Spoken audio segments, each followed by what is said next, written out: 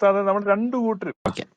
എനിക്ക് പറയാനുള്ള വിഷയം എന്താ ഈ ഇട്ട ടൈറ്റിലുമായിട്ട് ബന്ധപ്പെട്ടിട്ടുള്ളതാണ്. ഞാൻ മനസ്സിലാക്കിയ പൗലോസ് അതെങ്ങനെ എന്ന് വെച്ച് കഴിഞ്ഞാൽ ഞാൻ ഒരു നറേഷൻ ഉണ്ടാക്കി ഞാൻ മനസ്സിലാക്കിയതല്ല. വിയോജിപ്പുകളുണ്ടെങ്കിൽ പറയാം. അതായത് ബൈബിളിന്റെ അടിസ്ഥാനത്തിൽ പുതിയ നിയമ പുസ്തകത്തിന്റെയും അതിലുള്ള പൗലോസിന്റെ പ്രധാനമായിട്ട് പൗലോസിന്റെ ലേഖനങ്ങളും അപ്പോസ്തല പ്രവൃത്തിയുടെ അടിസ്ഥാനത്തിൽ ഞാൻ മനസ്സിലാക്കിയ പൗലോസിനെ കുറിച്ചിട്ടാണ് പറയാൻ ഉദ്ദേശിക്കുന്നത്. ഇപ്പോ ശിബുച്ചാനൊക്കെ യാക്കോബായ ഓർത്തഡോക്സ് സഭ വിശ്വാസി ആയതുകൊണ്ട് ഞാൻ പൗലോസിനെ കുറിച്ചിട്ടുള്ള ഒരു പാട്ടിന്ന് സ്റ്റാർട്ട് ചെയ്യാം. പൗലോസ് ശ്ലീഹാ ധന്യൻ ചൊൽകേട്ടേ നീതാവം, നിങ്ങളെ ഞങ്ങൾ അറിയിച്ചതൊഴിച്ച് ഒരുവൻ വന്നറിയിച്ചാൽ വാനവനെങ്കിലും ആദൂതൻ താനേൽക്കും സഭയിൽ ശാപം. പലതരം ഉപദേശങ്ങളഹാ പാരിൽ മുളച്ചു പരക്കുന്നു, ദൈവത്തിനുപദേശം തൊട്ടവസാനിപ്പിപ്പേൻ ധന്യൻ. ഇത് എടുത്തിട്ടുള്ളത് ഗലാത്യ ലേഖനത്തിന്റെ ആദ്യ അധ്യായത്തിൽ നിന്നാണ്.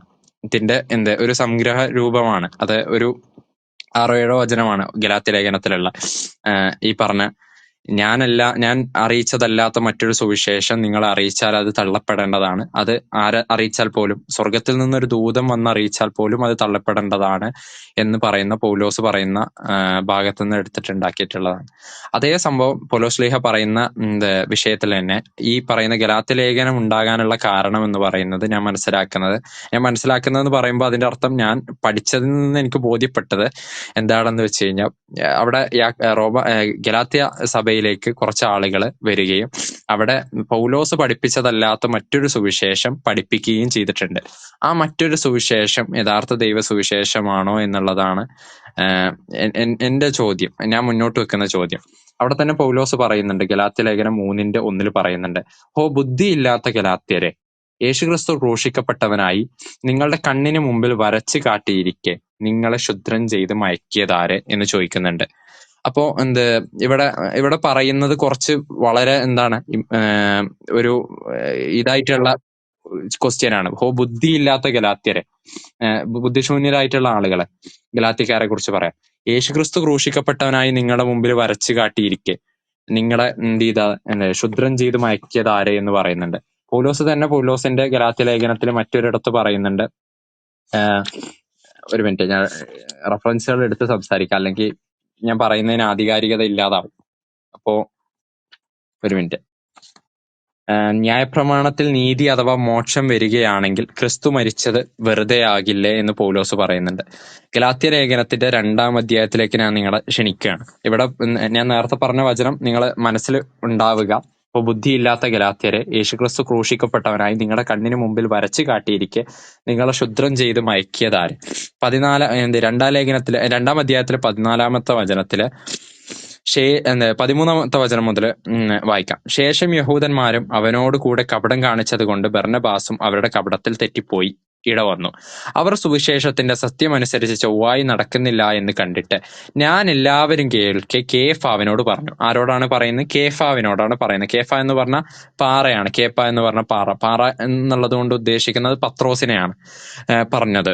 യഹൂദനായ നീ യഹൂദ മര്യാദ പ്രകാരമല്ല ജാതികളുടെ മര്യാദ പ്രകാരം ജീവിക്കുന്നുവെങ്കിൽ നീ ജാതികളെ യഹൂദ മര്യാദ അനുസരിക്കാൻ നിർബന്ധിക്കുന്നത് എന്ത് എന്ന് ചോദിച്ചു.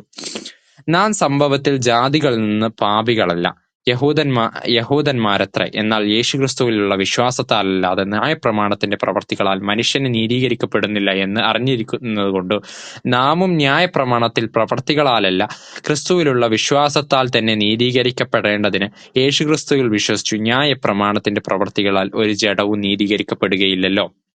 അപ്പോ ഇവിടെ കേപ്പയെ തിരുത്തിക്കൊണ്ട് പറയുന്ന വചനങ്ങളാണിത്. അപ്പൊ ഇതിനൊരു കാരണമുണ്ട്. 12-ാമത്തെ വചനത്തിൽ പറയുന്നുണ്ട്, യാക്കോബിന്റെ അടുക്കൽ നിന്ന് ചിലർ വന്നാരെ. അപ്പൊ ഈ യാക്കോബ് എന്ന് പറയുന്നത് അപ്പോസ്തല അനുയായികളിൽ മൂപ്പനാണ്. അപ്പോസ്തലന്മാരിൽ മൂപ്പനായിട്ടുള്ള യാക്കോബിന്റെ അടുക്കൽ നിന്ന് ചില ആളുകൾ വന്നു. അവർ ജാതികളുടെ ഇടയിൽ തിന്നുപോന്നു. മുമ്പേ അവർ ജാതികളുടെ കൂടെ തിന്നുപോന്നു. അവർ വന്നപ്പോഴോ അവൻ പരിച്ഛേദനക്കാരെ ഭയന്നു പിൻവാങ്ങി പിരിഞ്ഞു നിന്നു എന്ന് പറഞ്ഞിട്ടാണ് ഈ പറയുന്നത് ഈ പറയുന്ന ന്യായപ്രമാണത്തിലുള്ള നീതിയുടെ കാര്യം പൗലോസ് പറയുന്നത്. അപ്പൊ ന്യായപ്രമാണത്തിലൂടെ നീതീകരിക്കപ്പെടുകയില്ല എന്ന് പൗലോസ് പഠിപ്പിക്കുന്നത് എന്തിനാണ്? ന്യായപ്രമാണം ക്രിസ്തു ക്രൂശിക്കപ്പെട്ടതിലൂടെ നീങ്ങിപ്പോയി എന്ന് പറയാനാണ്. അപ്പോൾ തന്നെ ഈ പറയുന്ന യഥാർത്ഥ ക്രിസ്തു അനുയായികള് ഇതിന് ശ്രമിക്കുന്നത് പൗലോസ് ശ്ലീഹ കൊണ്ടുവന്ന ആദർശത്തിനെതിരായിട്ടാണ് അവിടെ നമുക്ക് കാണാൻ പറ്റുക. യാക്കോബിന്റെ അടുക്കൽ നിന്ന് വന്ന ആളുകളെ പൗലോസ് ശ്ലീഹയുടെ അധ്യാപനങ്ങൾ തെറ്റാണെന്നും നിങ്ങൾ ന്യായപ്രമാണം പാലിക്കേണ്ടവരാണ് എന്നുള്ള രീതിയിലാണ് അവിടെ പഠിപ്പിക്കുന്നത്. അത് തന്നെ അഡാപ്റ്റ് ചെയ്തിട്ട് എന്ത് ചെയ്യാണ്, കേപ്പ അവരിൽ നിന്ന് വിട്ടു നിൽക്കുന്ന ഒരു കാഴ്ചയാണ് അവിടെ കാണുന്നത്. അതിനുശേഷം ആ കേപ്പയും വഴിതെറ്റിപ്പോയി എന്ന് പറഞ്ഞിട്ട് പൗലോസ് എന്ത് ചെയ്യാണ്, അവരെ തിരുത്താൻ ശ്രമിക്കുന്ന ഒരു രംഗാണ് കാണുന്നത്.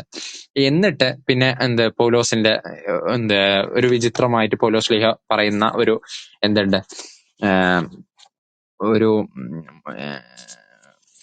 ഒരു കമ്പാരിസൺ പറയുന്നുണ്ട്. ആരാ പൗലോസ് ഒരു മിനിറ്റ്, ഓക്കെ. അതായത് ഈ യെരുശലേം സഭയെയും അതേപോലെ തന്നെ മീതെയുള്ള യെരുശലേമും എന്ന് പറഞ്ഞിട്ട് താഴെയുള്ള യെരുശലേം എന്താണ്, അടിമകളെ പ്രസവിക്കുന്നു എന്ന് പറയുന്നുണ്ട് പൗലോസ്. മീതെയുള്ള യെരുശലേമോ നമ്മുടെ അമ്മ, അവൾ സ്വതന്ത്രയാണല്ലോ എന്ന് പറഞ്ഞ് പൗലോസ് അതിനെ ഈ ക്രിസ്തുവിലേക്ക് അടുപ്പിക്കുകയും ചെയ്യുന്നുണ്ട് അവിടെ.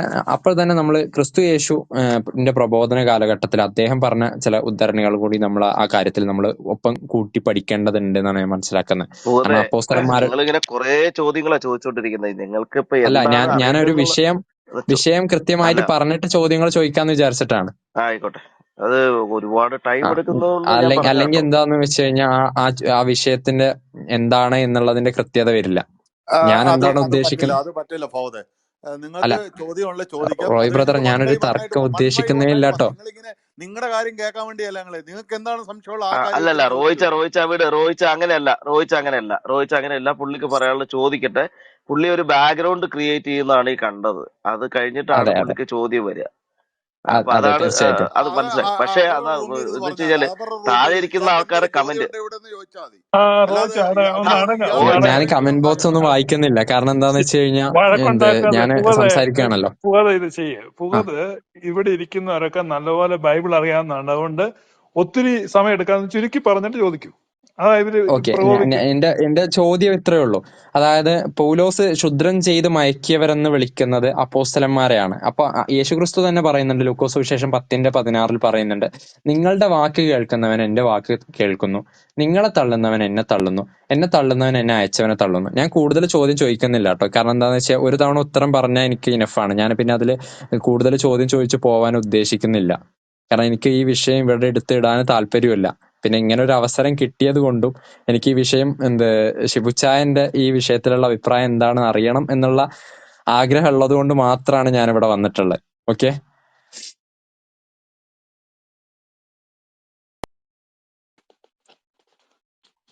ഓക്കെ, ചോദ്യം, പൗലോസ് ശ്ലീഹ ക്ഷുദ്രം ചെയ്ത് മയക്കിയത് എന്ന് പറയുന്നത് അപ്പോസ്തലന്മാരെയാണോ? അതല്ലേ ചോദിച്ചേ? ചോദ്യം ഒന്നുകൂടെ ഒന്ന് മേക്ക് ഷുവർ ചെയ്യാൻ. അതാണ് എന്നുള്ള രീതിയിലാണ് ഞാൻ ബാക്ക്ഗ്രൗണ്ടിൽ പറഞ്ഞിട്ടുള്ളത്. അതിനുള്ള വചനങ്ങൾ ഞാൻ തെളിയിച്ചിട്ടുണ്ട്. ഞാൻ അതിനെന്തെങ്കിലും കൗണ്ടർ ആർഗ്യുമെന്റ്സ് ഉണ്ടെങ്കിൽ അല്ലെങ്കിൽ എന്താണ് അതിന്ന് ബ്രദർ ഇച്ചായ മനസ്സിലാക്കിയെന്നുള്ളതാണ് എനിക്കറിയേണ്ടത്. അതായത് ഗലാത്യ ലേഖനത്തില് അവിടെ എഴുതിയിരിക്കുന്നത്, അല്ലയോ ബുദ്ധിയില്ലാത്ത ഗലാത്യരെ, അങ്ങനെയാണ് അവിടെ അഡ്രസ് ചെയ്യുന്നത് 3-ാം അധ്യായത്തിൽ. ബുദ്ധിയില്ലാത്ത ഗലാത്യരെ. അപ്പോസ്തലന്മാരെ സംബന്ധിച്ച് നമ്മള് വായിക്കുമ്പോ പ്രവൃത്തികളുടെ പുസ്തകം 1-ാം അധ്യായത്തില്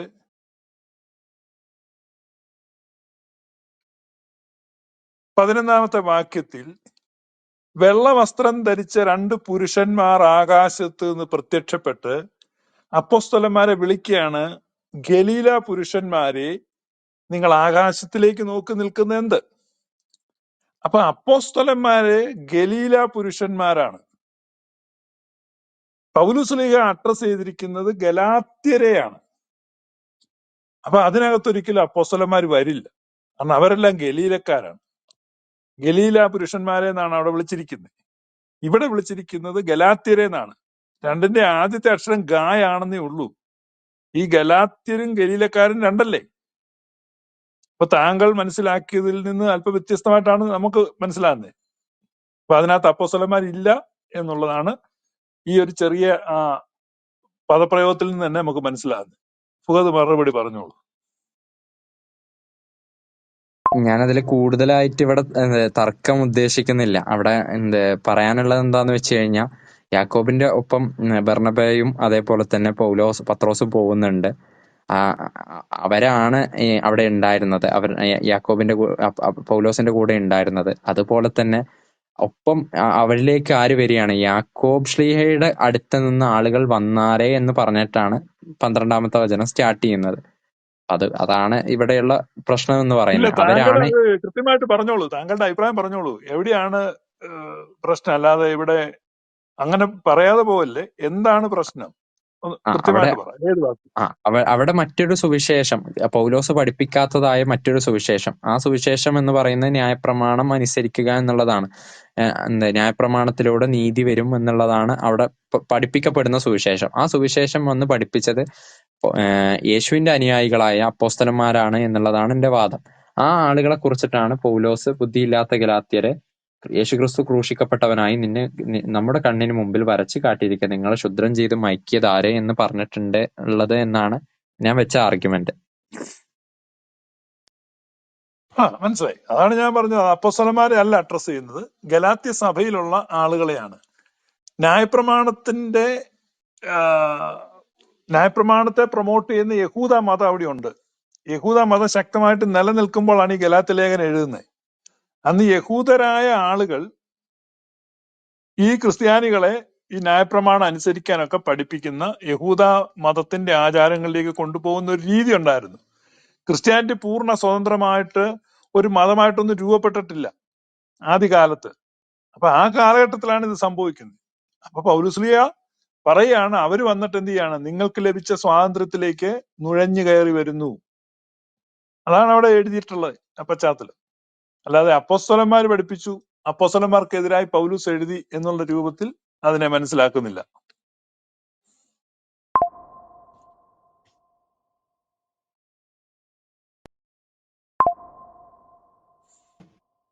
ഞാൻ ഈ വിഷയത്തിൽ കൂടുതലായിട്ട് തർക്കിക്കാൻ ഉദ്ദേശിക്കുന്നില്ല. കാരണം നമ്മുടെ ഗ്ലോറിയസ് ഗോസ്പലിന്റെ സ്റ്റാൻഡേർഡിന് അത് ചേർന്നതല്ല എന്ന് ഞാൻ മനസ്സിലാക്കുന്നത്. വിഷയം പഠനത്തിനായി വിടുകയാണ്. എനിക്ക് ബൈബിൾ അറിയാതെ പഠിക്കാത്തോണ്ടുള്ള ഒരു പ്രശ്നമാണെന്ന് നമ്മൾ പറയുള്ളൂ. മനസ്സിലായില്ലേ? അല്ല, അങ്ങനെയല്ല, അങ്ങനെ പറഞ്ഞു കഴിഞ്ഞു കഴിഞ്ഞാൽ അങ്ങനെയല്ല. അവിടെ കൃത്യമായി ബർണബയുടെ വിഷയം ഫുഹദ് എന്താ ഉദ്ദേശിക്കുന്നത്? തെറി വിളിക്കുന്നില്ലെന്നാണോ? താങ്കൾക്ക് അല്ലല്ല, തെറി വിളിക്കല്ല. ഞാനിവിടെ ഈ വിഷയമായിട്ട് ബന്ധപ്പെട്ട ഒരു ചർച്ചയല്ല നടക്കുന്നത്. ഞാനായിട്ട് ഇത് കൊണ്ടുവന്നിടുന്നില്ല എന്ന് പറഞ്ഞാണ്. താങ്കൾക്ക് ഈ വിഷയത്തിൽ ഏത് എക്സ്ട്രീം വരെ സംസാരിക്കാം. താങ്കൾ മാന്യമായിട്ട് സംസാരിക്കുന്ന ബൈബിളിൽ നിന്ന് വാക്യങ്ങൾ ഉദ്ധരിച്ച് പറഞ്ഞോളൂ. ഞങ്ങളെ അത് വേദനിപ്പിക്കുമെന്നോ ഞങ്ങൾക്ക് മുറിവുണ്ടാവുമെന്നോ ഓർത്ത് ഇവിടെ മടങ്ങേണ്ട ആവശ്യമില്ല. അത് ഞങ്ങളോട് ചെയ്യുന്ന അനീതിയാണ്. നിങ്ങൾ പറഞ്ഞോ, നിങ്ങളുടെ അഭിപ്രായം പറഞ്ഞു. നിങ്ങൾ വാക്യങ്ങൾ ഉദ്ധരിച്ച് പറഞ്ഞോളൂ. ഞാനിവിടെ പറഞ്ഞല്ലോ, അവിടെ വേറൊരാളുകളാണ് എന്ന് പറയാനുള്ള ഒരു സ്കോപ്പ് അവിടെ കാണുന്നില്ല. കാരണം യാക്കോബിന്റെ അടുക്കൽ നിന്ന് വന്ന ചില ആളുകൾ വരുന്നത് ആയിട്ട് അവിടെ കാണുന്നുണ്ട്. പിന്നെ കേപ്പയെ അവിടെ കാണുന്നുണ്ട്, അതായത് പത്രോസിനെ അവിടെ കാണുന്നുണ്ട്. അതേപോലെ തന്നെ ബർണബയെ അവരെ കാണുന്നുണ്ട്. അവരും ഇവരുടെ കൂടെ കൂടി നിൽക്കുന്നതായിട്ടും പറയുന്നുണ്ട് ആ സന്ദർഭത്തില്, 2-ാം അധ്യായത്തിലെ വിഷയത്തില്. അപ്പൊ അതിൽ നിന്ന് മനസ്സിലാവുന്നത് അപ്പോസ്തലന്മാരെല്ലാവരും ഇതിനെതിരായിരുന്നു എന്നുള്ളതാണ്. പിന്നെ അപ്പോസ്തല പ്രവൃത്തി 21-ാം അധ്യായം വായിക്കുമ്പോൾ അവിടെ പറയുന്നത് എന്താണ്?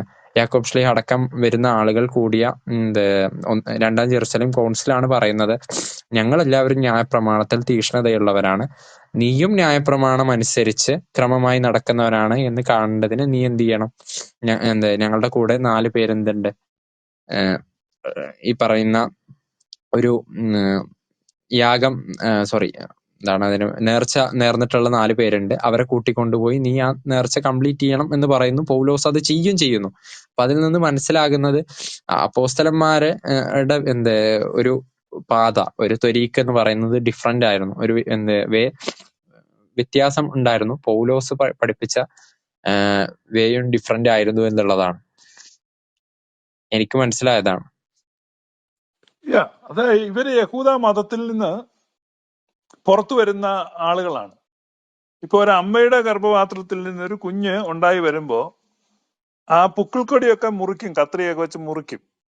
അപ്പൊ അത് മുറിക്കരുത് എന്ന് പറയാൻ പാടില്ല. പൗലുസ്ലിയ പറയുന്നുണ്ട്, ക്രിസ്തു നിങ്ങളിൽ ഉരുവാകുന്നത് വരെ ഞാൻ പ്രസവവേദന അനുഭവിക്കുകയാണ് എന്നാ പറയുന്നു. അപ്പൊ അതൊരു ഉരുവാകലിന്റെ ഒരു പ്രക്രിയ അവിടെ നടക്കുകയാണ്. അപ്പൊ അവിടെ വേദനയുണ്ടാകും, കരച്ചിലുണ്ടാകും, ഒരു പ്രസവത്തോടനുബന്ധിച്ചുള്ള സകല കാര്യങ്ങളും ഉണ്ടാകും. അപ്പൊ ചിലപ്പോ കത്രിക വെച്ച് പുക്കിൾക്കൊടി മുറിച്ചു മാറ്റേണ്ടി വരും. അപ്പൊ യഹൂദ മതവുമായിട്ട് ഈ ക്രിസ്തീയ ഗ്രൂപ്പിനുള്ള ബന്ധം മുറിച്ചു മാറ്റുകയാണ്. കാരണം യഹൂദ മതത്തിനകത്ത് ഗർഭം ധരിച്ചുണ്ടായിട്ടുള്ള ഒരു ശിശുവാണിത്. അത് പുറത്തേക്ക് വന്ന് ഒരു സ്വതന്ത്ര ശിശുവായി മാറുന്ന പ്രക്രിയയാണ്. അതാണ് ക്രിസ്ത്യാനിറ്റിയുടെ ഉത്ഭവം. അവിടെയാണ് അങ്ങനെ സംഭവിക്കുന്നത്. മനസ്സിലായോ? അല്ലാതെ അവിടെ ഇതിനെതിരായിട്ട് പറഞ്ഞു എന്നുള്ളതല്ല. അവിടെ പത്രോസ്ലീഹയ്ക്ക് പിന്നെ യേശു കർത്താവ് പറയുന്നുണ്ട്, നിങ്ങൾക്കിപ്പോ മുഴുവൻ ഈ കാര്യങ്ങൾ മനസ്സിലാവില്ല, അത് ഇവഞ്ച്വലി അത് ഫോമായി വരികയുള്ളൂ. അതുകൊണ്ട് പത്രോസ്ലീഹ തെറ്റ് ചെയ്ത സമയത്ത്, ഉദാഹരണത്തിന് പത്രോസ്ലീഹ വിജാതിയരോടുകൂടെ ഭക്ഷണം കഴിച്ചിട്ട് ജെറുസലേമിൽ വന്നു കഴിയുമ്പോഴേക്കോ അങ്ങനെ ഇല്ല എന്ന് പറഞ്ഞു. അത് പ്ലീസ് ചെയ്യാനുള്ള ഒരു ഇതാണ്, വ്യക്തിത്വത്തിന്റെ ഒരു പ്രശ്നമാണ്. അപ്പം പൗലോസ്ലീഹ എതിർത്ത് നിൽക്കുന്നുണ്ട്, അങ്ങനെയല്ല. അപ്പൊ ആ രൂപത്തിൽ അവർ തമ്മിലുള്ള അഭിപ്രായ വ്യത്യാസങ്ങളെ പരസ്പരം പറഞ്ഞിട്ടുണ്ട്, ചർച്ച ചെയ്തിട്ടുണ്ട്, അവർ തീരുമാനങ്ങൾ എടുത്തിട്ടുണ്ട്. ജെറുസലേമിലെ കൗൺസിലില് നിത്യനിയമം എന്ന് പറഞ്ഞ് കൊടുത്ത് യഹൂദന്മാർ പാലിച്ചുകൊണ്ടിരുന്ന പരിച്ഛേദന ആവശ്യമില്ല എന്ന് തീരുമാനിച്ചിട്ടുണ്ട്. ആ രൂപത്തിൽ ക്രിസ്ത്യാനിറ്റി യഹൂദ മതത്തിൽ നിന്ന് സ്വതന്ത്രമായി മാറുന്ന ഒരു കാഴ്ചയാണ്. അപ്പൊ അതിന്റെ ചില പരാമർശങ്ങൾ മാത്രമാണ് ബൈബിളിലുള്ളത്. അത് ആ പരാമർശങ്ങളെ മാത്രം എടുത്തു വെച്ചുകൊണ്ട് വേറൊരു രീതിയിൽ നരേഷൻ ഉണ്ടാക്കുന്നതിൽ അങ്ങനെ വേണേ ഉണ്ടാക്കാം. പക്ഷെ അതല്ല ഇതിന്റെ യഥാർത്ഥ പിക്ചർ. യഥാർത്ഥത്തിൽ പൗലോസ്ലീഹ ക്രിസ്ത്യാനിറ്റിയുടെ അപ്പോസ്തലൻ തന്നെയാണ്. അദ്ദേഹത്തിന്റെ ഉപദേശത്തിന്റെ അടിസ്ഥാനത്തിൽ തന്നെയാണ് ഈ ക്രിസ്ത്യാനിറ്റി രൂപപ്പെട്ടിട്ടുള്ളത്. അതുകൊണ്ടാണ് അവിടെ എഴുതിയിരിക്കുന്നത്, ഞാൻ ജ്ഞാനമുള്ള പ്രധാന ശില്പിയായി അടിസ്ഥാനമിട്ടിരിക്കുന്നു.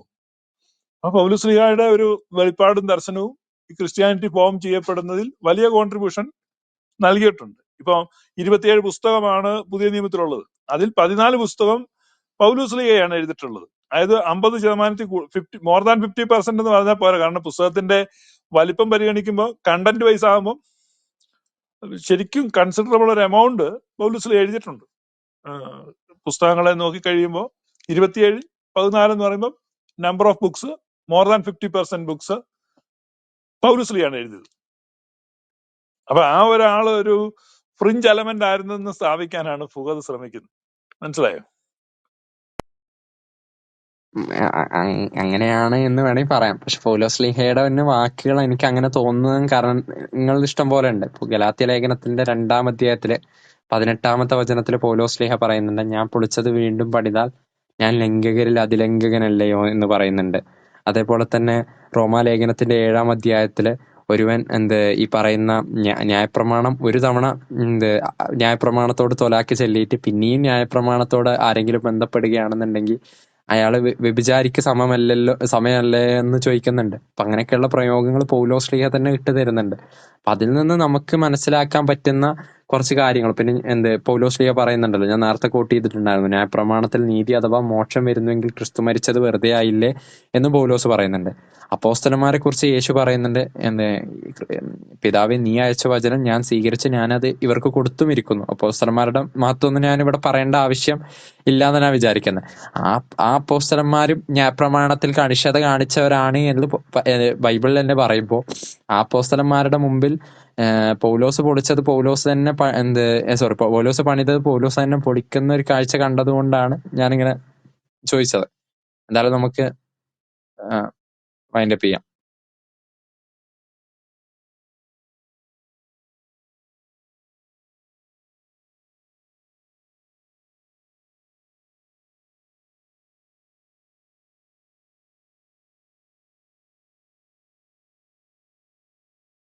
ആരും ഒന്നും മിണ്ടാത്തതാണോ അതോ എനിക്കൊന്നും കേൾക്കാത്തതാണോ?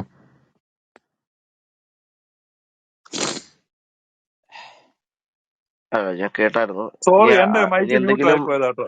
Mic mute. ഞാൻ പറയാം. അതായത് ഈ യേശുക്രിസ്തു സത്യത്തിൽ യഹൂദ റബി ആയിരുന്നു. യഹൂദന്മാരുടെ കൂടെയുള്ള ഒരു സെക്ട്, പല സെക്ടുകളായിട്ടാണ് യഹൂദന്മാർ. അതിലൊരു സെക്ട് ആയിരുന്നു യേശുവിൻ്റെത്. ആ സെക്റ്റാണ് പിന്നീട് ക്രിസ്ത്യാനിറ്റി ആയിട്ട് രൂപപ്പെടുന്നത്. അപ്പൊ ജൂവിഷ് സെക്ട് ആയിട്ട് ന്യായപ്രമാണത്തിന് കീഴിൽ യേശു ജനിച്ചു. അത് ഗലാത്യലേഖനം, ഇപ്പൊ നിങ്ങൾ പറയുന്ന ഗലാത്യലേഖനത്തിൽ തന്നെ 4:4 പറയുന്നുണ്ട്, ജീസസ് ജനിച്ചത് ന്യായപ്രമാണത്തിന്റെ കീഴിലാണ്. ആ ന്യായപ്രമാണത്തിന്റെ കീഴിൽ ജനിച്ച യേശു കർത്താവിന്റെ കൂടെ നടക്കുന്ന ശിഷ്യർ ആ ന്യായപ്രമാണം അനുസരിച്ചും യഹൂദ മര്യാദ അനുസരിച്ചും ആണ്. ഉദാഹരണത്തിന് ക്രിസ്ത്യാനിറ്റിയുടെ ബിഗിനിങ്ങിൽ അവര് 9 മണി നേരത്തെ പ്രാർത്ഥനയ്ക്ക് വേണ്ടി പോകുമ്പോൾ, 3 മണി നേരത്തെ പ്രാർത്ഥനയ്ക്ക് പോകുമ്പോൾ എന്നൊക്കെ നമുക്ക് കാണാം. അതായത് യഹൂദന്മാരുടെ ദൈവാലയത്തിലെ പ്രാർത്ഥനാ സമയങ്ങളിൽ അതാത് പ്രാർത്ഥനകൾക്ക്, ഇന്ന് മുസ്ലിങ്ങൾ ഓരോ നിസ്കാരത്തിനും അവർ നിസ്കാരത്തിന് പോകുന്നത് പോലെ യഹൂദന്മാരുടെ പ്രാർത്ഥനാ സമയങ്ങളുണ്ട്. ആ പ്രാർത്ഥനാ സമയങ്ങളിൽ കൃത്യമായി ആ പ്രാർത്ഥനയ്ക്ക് ഈ അപ്പോസ്തലന്മാർ പോയിരുന്നു. അതാ ഞാൻ പറഞ്ഞത്, അത് ശൈശവ ദശയാണ്, ക്രിസ്ത്യാനിറ്റിയുടെ ശൈശവ ദശയാണ്. ആ ശൈശവ ദശയിൽ അങ്ങനെ തന്നെയാണ് അവർ നിന്നിരുന്നത്.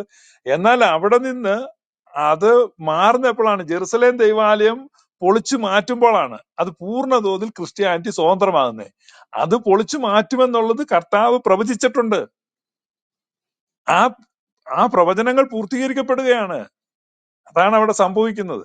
അപ്പൊ ഉദാഹരണം പറഞ്ഞ, കർത്താവ് ന്യായപ്രമാണത്തിലാണ് ജീവിച്ചിരുന്നത്. അവസാനം ക്രിസ്തു എന്തായി തീരുന്നു? ന്യായപ്രമാണത്തിന്റെ അവസാനമായി തീരുന്നു.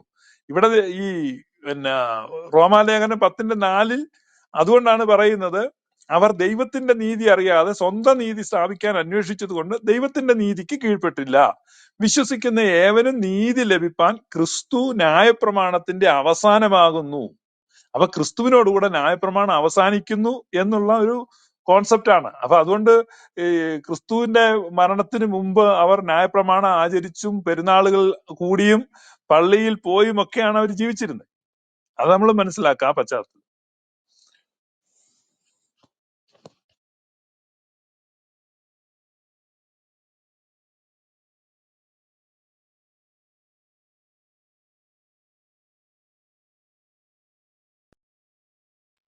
Any more questions?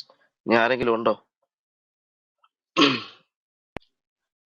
എനിവേ സംസാരിക്കാൻ അവസരം തന്നതിൽ താങ്ക്സ് കേട്ടോ, നന്ദിയുണ്ട്. സംസാരിക്കാൻ അവസരം തന്നതിൽ നേരത്തെ ഞാൻ ഒരു നന്ദി പറയാൻ വിട്ടുപോയി. എന്തായാലും സംസാരിക്കാൻ അവസരം തന്നതിൽ നന്ദിയുണ്ട്. ധാരാളം വിഷയങ്ങൾ നമ്മളോട് ചർച്ച ചെയ്തു. അതിൽ കൃത്യമായിട്ടുള്ള ഗ്ലോറിയസ് ഗോസ്പൽ അവരുടെ നിലപാട് കൃത്യമായിട്ട് പറഞ്ഞിട്ടുണ്ട്.